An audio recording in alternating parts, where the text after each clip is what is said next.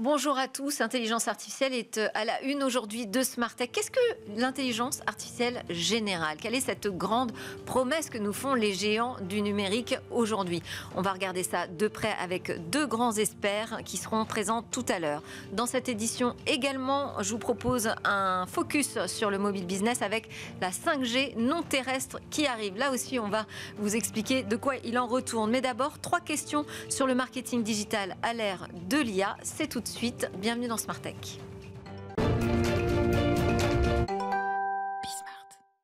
Alors, pour parler marketing digital à l'ère de l'IA, bien deux invités aujourd'hui dans Smart Tech. On va essayer de faire vite pour essayer de comprendre ce qui se passe en ce moment. Avec nous, Hugo Gersanois, c'est comme ça qu'on prononce votre nom, j'espère. Merci.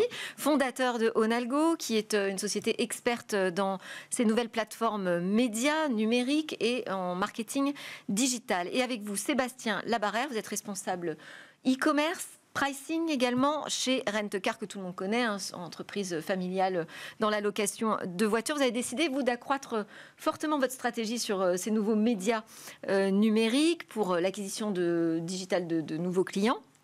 Donc, mise en place d'une nouvelle stratégie. C'est pour ça que vous êtes ensemble pour nous en parler. Qu'est-ce qui se passe aujourd'hui dans le marketing digital à l'ère de l'IA? Quelles sont les évolutions? Qu'est-ce que ça change? Je pense que ça ne vous a pas échappé. Déjà, d'un point de vue utilisateur, on voit de plus en plus de publicité quand on visite un site Internet, quand on est sur ses réseaux sociaux préférés. Et donc, du coup, ça, c'est déjà un premier constat. Il y a de plus en plus de publicité. Et puis, comme vous l'avez dit, l'IA a changé un certain nombre de problématiques, enfin, en tout cas, a fait évoluer un certain nombre de problématiques et a complexifié aussi l'achat média. C'est-à-dire qu'on voit qu'il y a une fragmentation. Aujourd'hui, on utilise TikTok, on utilise Meta, c'est-à-dire Instagram, Facebook, etc. Donc il faut être partout. Il faut être partout et ça, effectivement, cette fragmentation complexifie l'achat média. Ouais. Même si, effectivement, il y a certains acteurs qui parlent de simplification. L'IA, c'est un petit peu le Grail, ou en tout cas le Graal, c'est de simplifier. Mais au final, on se rend compte qu'en fragmentant, on complexifie encore plus. D'où l'intérêt d'avoir un certain nombre d'experts pour vous accompagner en tant qu'annonceur. Oui, et puis à chaque fois qu'on parle d'intelligence artificielle, on parle de la question de la gestion de la donnée au sein de l'entreprise. Ça, j'imagine aussi que c'est un défi qui n'est pas forcément évident à relever. Oui, tout à fait, absolument. Après, justement, c'était aussi pour nous l'occasion justement de s'accompagner de partenaires qui ont une certaine expertise là-dessus pour nous faire grandir. Chez Rent-A-Car, on a une croissance forte depuis plusieurs années, notamment aussi en particulier sur les canaux en ligne. Et donc, on cherchait le bon partenaire qui allie expertise, efficacité et disponibilité. Mais pour faire quoi exactement? Très concrètement, qu'est-ce que ça change aujourd'hui dans votre manière d'envisager la data, la gestion de la donnée, la collecte aussi? Sur la partie données, le RGPD a changé beaucoup de choses. Donc, en fait, ça nous a coupé une partie de la connaissance client qu'on avait, qu'on peut aujourd'hui retrouver grâce aux différentes plateformes. Et à l'inverse, je dirais qu'il y a aussi des formes d'opportunités. On est capable aussi de mieux cibler, mieux segmenter et surtout créer, grâce à l'IA également, des choses spécifiques qui vont targeter les bons clients au bon endroit, au bon moment. Ouais. Et donc, il faut avoir les bons outils. Et les outils, c'est l'IA pour faire du bon marketing digital maintenant? Alors, complètement, c'est l'IA, mais c'est un petit peu, je dirais, une palissade. Enfin, c'est un petit peu ce que tout le monde a tendance à dire. C'est que d'un côté, effectivement, il y a l'IA. Donc, il y a des plateformes qui se sophistiquent, enfin, qui sont de plus en plus sophistiquées. Mais il faut également des experts pour effectivement piloter cette IA. Et en fait, aujourd'hui, on a de plus en plus d'experts, plus en plus de besoins d'experts, et c'est là que justement Onalgo accompagne ses clients, c'est-à-dire des experts qui savent justement piloter ces intelligences artificielles. Et quand on parle d'intelligence artificielle, en ce moment, on parle souvent d'OpenAI, qui est un petit peu le chat GPT que tout le monde utilise, mais en fait, il faut savoir aussi que dans la publicité, ça fait des années qu'il y a un développement de l'intelligence artificielle et que cette intelligence artificielle est de plus en plus poussée. D'où en fait cette nécessité effectivement d'avoir des experts. Donc comme vous le disiez, il y a de plus en plus de plateformes. Mais qui dit plus en plus de plateformes, plus en plus de données. Et oui, de plus en plus de plateformes, plus en plus de données et de plus en plus de sophistication et donc de complexité. D'où effectivement l'intérêt ou en tout cas le besoin d'avoir des experts. Maintenant, c'est-à-dire dans le marketing digital, il faut faire appel à des data scientists par exemple. Des data scientists, mais effectivement, donc des data scientists et aussi des experts en fait des plateformes plus spécifiquement, parce qu'en fait, quand on parle de data scientist, c'est toujours un mot qui englobe beaucoup de choses. C'est comme l'IA, en fait. Sur l'IA, on peut englober beaucoup de choses. Un data scientist, c'est un peu la même chose, c'est-à-dire que vous avez des data scientists qui vont travailler, je sais pas, sur l'optimisation des dépenses du gouvernement, puisque c'est un petit peu des sujets en ce moment qui sont un petit peu qui font l'actualité. Et il va y avoir effectivement des spécialistes des plateformes comme Google, TikTok, Meta. Et en fait, on voit que de plus en plus, ces plateformes, vous parliez de la donnée, de la first party, ce qu'on appelle la first party data, c'est-à-dire de la donnée propriétaire. Et bien en fait, ces plateformes comme Meta, TikTok, sont de plus en plus très protectrices de cette donnée first party. C'est ce que j'allais dire. Quelle est la marge de manœuvre? Qu'est-ce qu'on peut garder? Qu'est-ce qu'on a comme bien précieux à garder au sein de l'entreprise encore aujourd'hui? Parce que ces plateformes sont assez vampirisantes, si j'ai bien compris ce qui se passait. Oui, mais on a quand même aussi beaucoup d'opportunités. Justement, je pense qu'il ne faut pas le voir forcément comme une contrainte. Mais c'est un fait. Il y a aussi énormément d'opportunités, d'ailleurs, qui sont en partie créées par IA, notamment sur la partie générative, où on a l'opportunité justement de cibler mieux les clients avec des choses qui sont plus adaptées à leurs besoins. Et également, vous avez constaté justement de meilleurs résultats? Oui, tout à fait. Aujourd'hui, on a des campagnes qui sont aussi plus enrichies et justement diffusées aussi sur plus de supports qu'on ne le faisait auparavant, il y a 5, 10, 15 ans. Et nous, aujourd'hui, on a un ROI qui est en croissance grâce à ça. Merci beaucoup à tous les deux, Hugo Gersanois, fondateur d'Onalgo, et Sébastien Labarère, responsable e-commerce et pricing chez Rent-A-Car. Merci beaucoup. Nous, on enchaîne avec notre grand rendez-vous sur l'intelligence artificielle, justement. Vous pouvez écouter, ça va vous intéresser.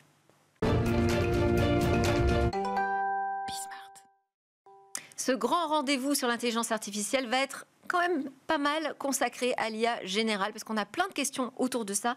Et je suis ravie d'avoir avec moi aujourd'hui en plateau deux grands experts. Jean-Gabriel Ganassia, bonjour. Bonjour. Vous êtes professeur d'informatique à la Sorbonne Université. Vous menez des recherches sur l'IA au LIPSIS, au laboratoire le LIPSIS.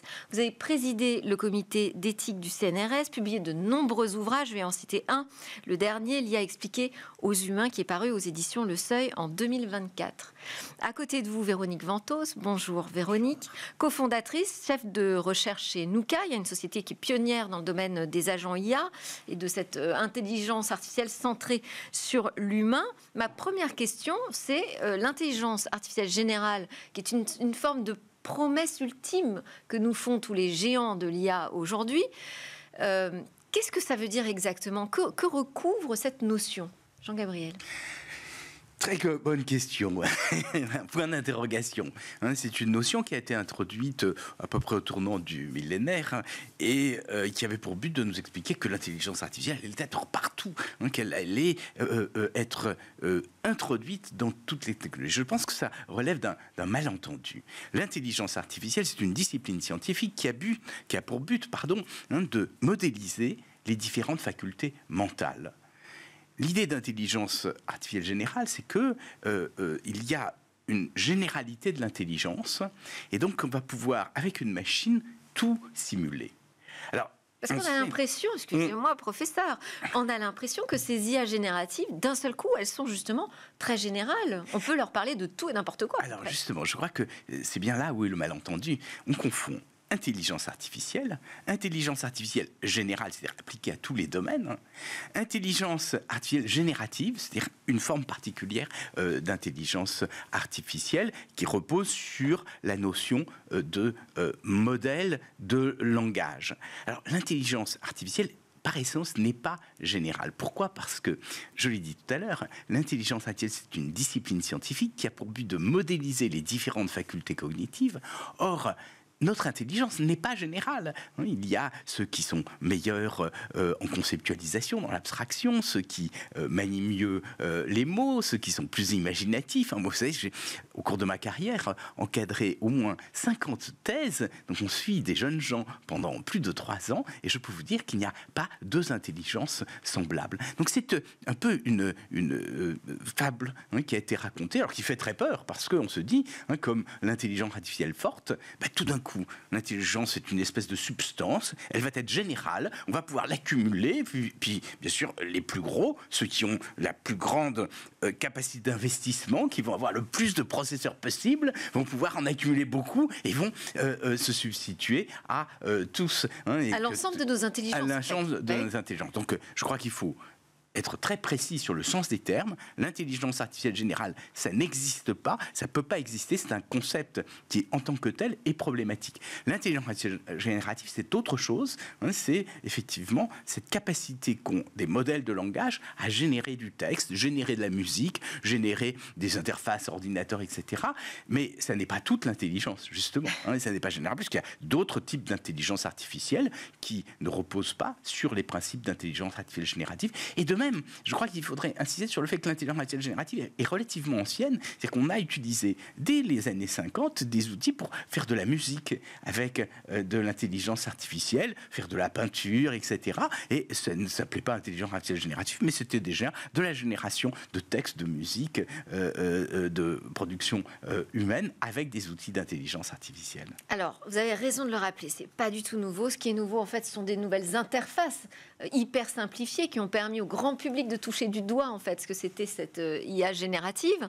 On entend aussi, alors on entend le discours de la fable de l'IA générale, mais on entend aussi des discours qui nous disent l'IA générative, c'est bientôt fini.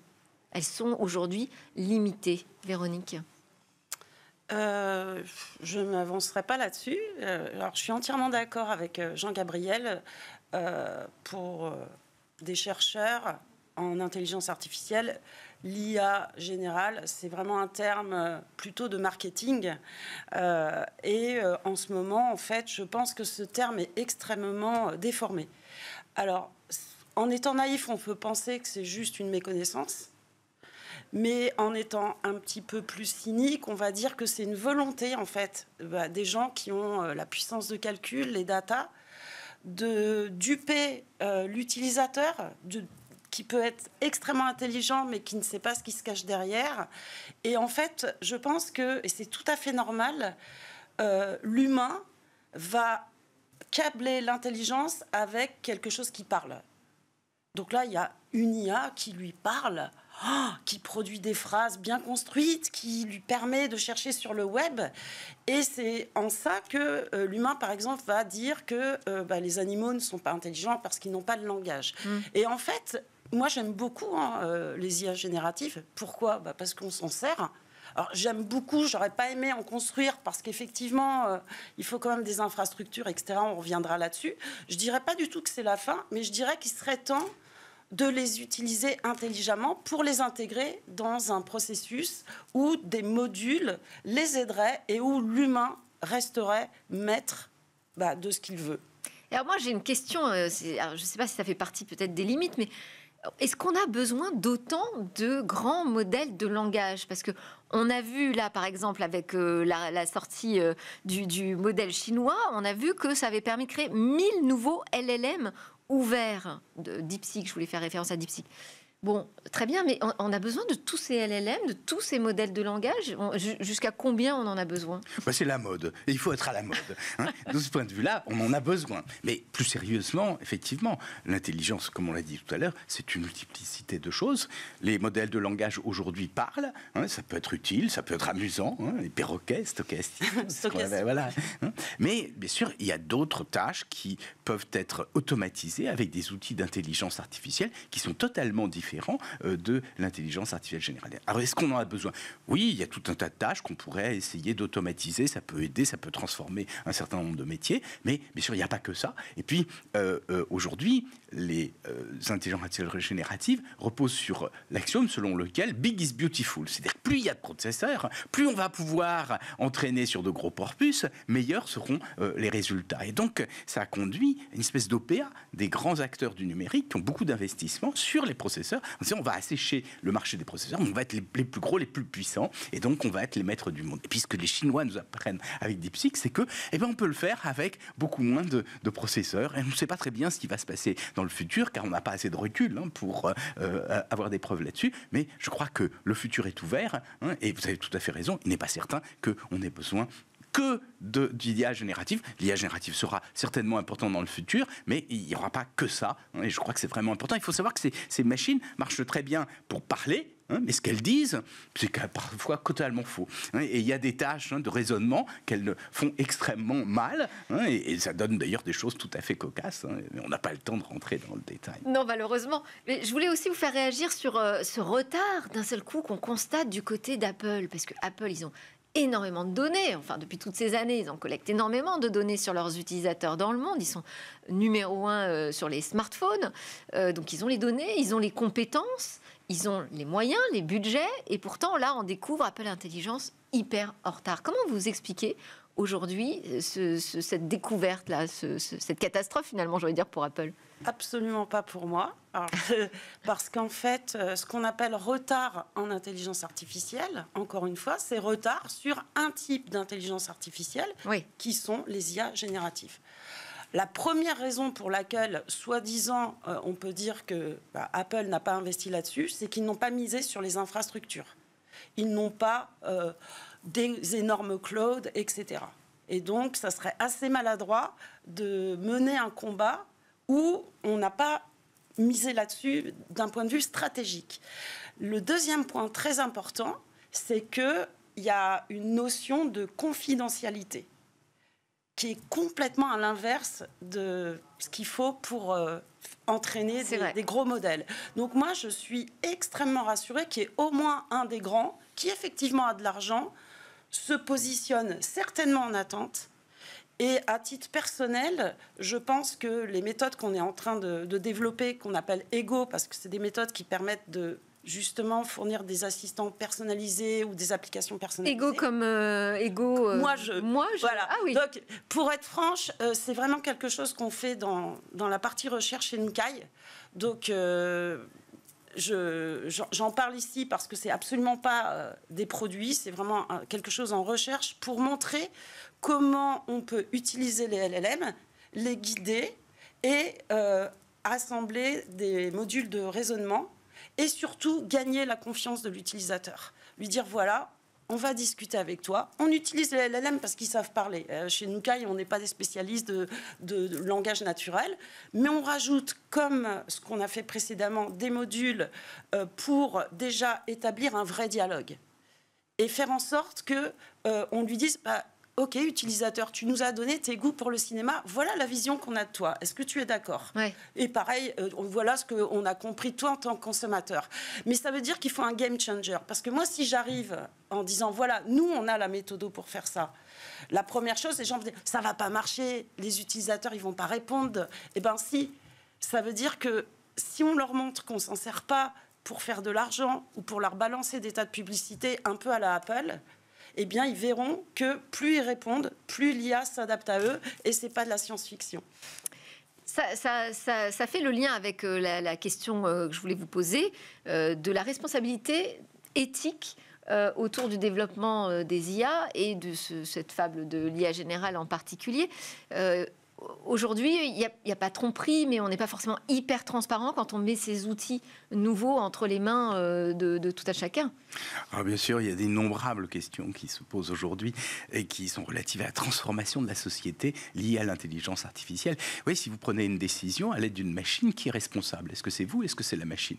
On va dire c'est nous, mais quelquefois, bien sûr, c'est la machine qui vous a induit à prendre cette décision. On s'inquiète aussi de la surveillance, du traçage. On en parlait tout à l'heure avec Apple. Et donc ça, c'est risque de rentrer dans une société autoritaire. Et le fait que le pouvoir soit capable d'instrumentaliser ces différentes technologies. Mais je crois l'une des choses les plus importantes, c'est le fait qu'avec l'IA générative, nous allons avoir des messages de tous ordres, des infox, ce qu'on appelle les deepfakes ou les hypertrucages, qui font que on ne sait plus sur quoi se fonder Oui. Et ces infox, non seulement sont produites de façon industrielle, n'importe qui de sa cuisine est capable de les produire. On conçoit des vidéos d'un chef d'État qui vous tient des propos qu'il n'a absolument jamais tenus, ce qui peut être déstabilisant. Mais ça peut être pas seulement un chef d'État, ça peut être un chef d'entreprise que ses concurrents vont présenter et qui fait des annonces qui ne correspondent à rien du tout pour essayer de le décrédibiliser. Et puis la deuxième chose, alors c'est encore plus problématique, c'est l'utilisation de l'intelligence artificielle, alors non pas générative, mais des techniques d'apprentissage pour faire du profilage et pour cibler. Ça veut dire que chaque personne reçoit de l'information, elle a l'impression que tout le monde a la même information, mais en fait, elles sont destinées à lui, et donc on atteint une société de plus en plus fragmentée. Et donc, l'exercice de la citoyenneté aujourd'hui, qui est de pouvoir débattre ensemble sur les mêmes informations, et ne pas être d'accord, il va devenir impossible, car nous n'aurons pas les mêmes informations dans le futur. Nous n'avons déjà plus les mêmes informations. Je pense que c'est un enjeu politique majeur, et ça fait partie des questions, je crois, qu'il faut essayer de résoudre pour le futur. Ça passerait par une transparence des algorithmes ou... Ça passerait par une transparence qui est très difficile, parce que vous voyez bien que les réseaux sociaux ont un pouvoir de plus en plus conséquent et qui refusent. Nous avons une législation européenne, le DSA, qui en principe doit permettre d'éliminer les fausses nouvelles. Mais vous voyez bien qu'en même temps, des réseaux sociaux comme Facebook décident d'arrêter toute forme de modération sur ce qu'on appelle le fact-checking, c'est-à-dire éliminer les informations fausses. Donc c'est ça, je crois, qui est le plus inquiétant pour le futur. Et il me semble que pour les futures générations, ce sera un enjeu majeur d'être capable de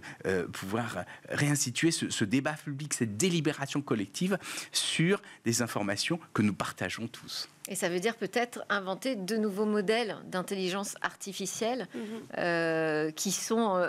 plus éthiques ou plus transparents ou plus en collaboration avec nous, by design, comme on dit. Complètement. C'est exactement ça, en fait. Donc, vous vous souvenez, il y a 3 ans, on a fêté donc, la victoire de Nook qui a battu des joueurs de bridge. Oui. Vous m'avez interviewé. Absolument. Et à l'époque, on a dit, voilà, on ne fait pas ça pour l'argent, on fait ça pour montrer que sans grande puissance de calcul, etc., en intégrant des modules de raisonnement, on pouvait... nous, Français, avec une dizaine de personnes, faire vraiment un exploit d'un point de vue recherche. Et là, l'idée, c'est ce que je racontais, en fait, c'était de construire une boîte à outils pour pouvoir créer ce qu'on avait dit, garder l'homme dans la boucle, parce que l'homme, c'est encore faire des tas de choses. Et en fait, ne pas le garder, c'est vouloir le remplacer, c'est vouloir enlever des emplois. Et c'est surtout très stupide, parce que l'homme va pouvoir, en quelques phrases, vous apporter beaucoup plus, parce que c'est un expert du domaine. Donc, effectivement, là, ce qu'on est en train de créer, quoi, pour la recherche, c'est de montrer sur, par exemple, la recommandation, comment on peut faire une recommandation avec de la transparence, un dialogue avec l'utilisateur, en utilisant des LLM, mais surtout pas en créant de nouveaux, et montrer ce que ça peut faire au niveau de recommandations personnalisées avec pour but que vous gagnez du temps, que vous vous sentiez accompagné et pas espionné pour qu'il y ait de la pub. Merci Véronique Mantos. Merci beaucoup pour vos éclairages. Merci aussi à Jean-Gabriel Ganassia, professeur, d'avoir été avec nous pour nous éclairer sur ces nouveaux enjeux. Merci de votre invitation. Avec grand plaisir, autour de l'intelligence artificielle. Allez, on enchaîne, on va partir dans l'univers du mobile.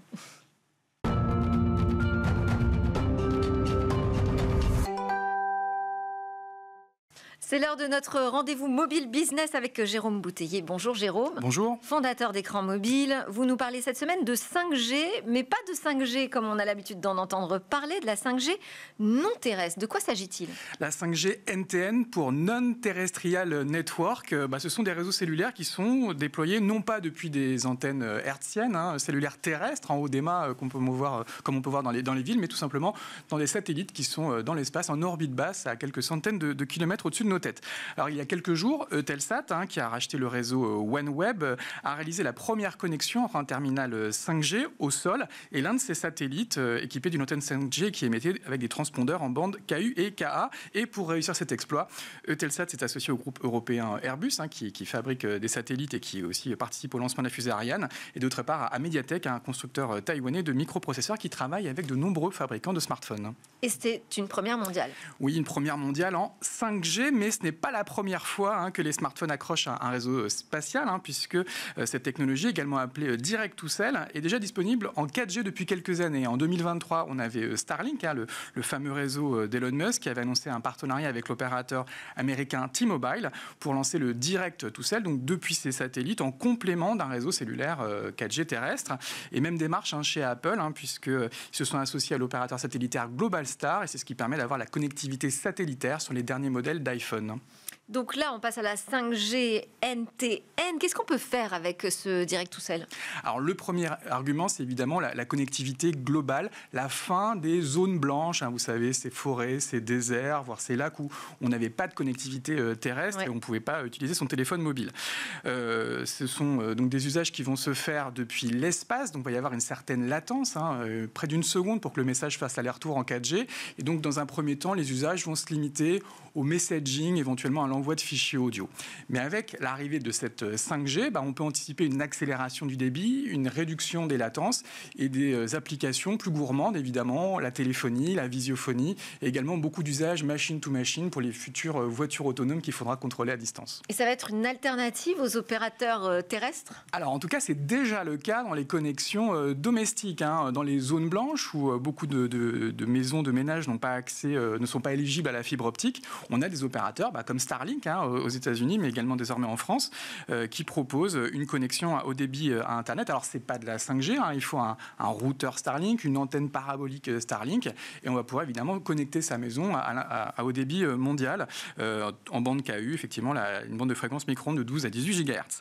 À l'inverse, certains opérateurs comme Orange, qui font déjà de la 5G ou de la fibre optique, s'intéressent également à cette 5G dans l'espace. Alors, ils travaillent depuis quelques années avec Nordnet, par exemple, avec des satellites géostationnaires qui sont très très loin, à 36 000 km, mais ils s'intéressent aussi de plus en plus à ces nouvelles flottes de satellites en orbite basse. Il y a eu un accord il y a quelques jours avec Telesat Lightspeed. Et puis, on parlait d'Eutelsat. Ils ont 700 satellites en orbite basse. C'est le fameux réseau OneWeb qu'ils ont racheté il y a quelques années aux Britanniques. Ils ont également plusieurs satellites géostationnaires. Et aujourd'hui, c'est perçu comme la seule alternative crédible au réseau Starlink d'Elon Musk, qui revendique pour sa part plus de 7000 satellites en orbite basse. Donc, bataille financière en perspective. Alors, pour vous donner quelques chiffres, le marché de la téléphonie mobile, c'est un marché gigantesque. C'est 1500 milliards de dollars chaque année, plus de 8 milliards d'abonnés dans le monde. Et cette 5G non terrestre, elle pourrait peser, selon ABI Research, environ 25 milliards de dollars à l'horizon 2035 pour 200 millions d'abonnés. Donc, on pourrait parler quand même de marché de niche. Mais bon, c'est quand même un marché très dynamique, en forte croissance. Le champion actuellement, c'est Starlink, d'Elon Musk. Ils ont déjà 4 millions d'abonnés sur la partie domestique, fixe. Et évidemment, ils ont de grandes ambitions sur le mobile. Ça représente plusieurs milliards de dollars chaque année. C'est ce qui finance d'ailleurs le lancement des fusées SpaceX depuis quelques années. Donc il y a un vrai cercle vertueux autour de ça. Et face à ce champion américain, je le disais, qui est de plus en plus controversé, les Américains ils misent évidemment sur Eutelsat pour des applications civiles, des applications gouvernementales. Les Européens, pour les applications civiles, gouvernementales, militaires. Juste un petit chiffre pour terminer. Eutelsat, depuis le lancement de la 5G, son cours de bourse a été multiplié par 3, preuve de l'intérêt évidemment pour cette 5G spatiale européenne. Ça donne de l'espoir. Merci beaucoup, Jérôme Bouteiller, de nous éclairer très régulièrement sur ce marché du mobile en grande évolution toujours. Merci à vous de nous suivre. C'était Smart Tech. On se retrouve très vite pour de nouvelles discussions sur la tech sur la chaîne Be Smart for Change. Vous pouvez aussi nous suivre en podcast. À très bientôt, bonne journée.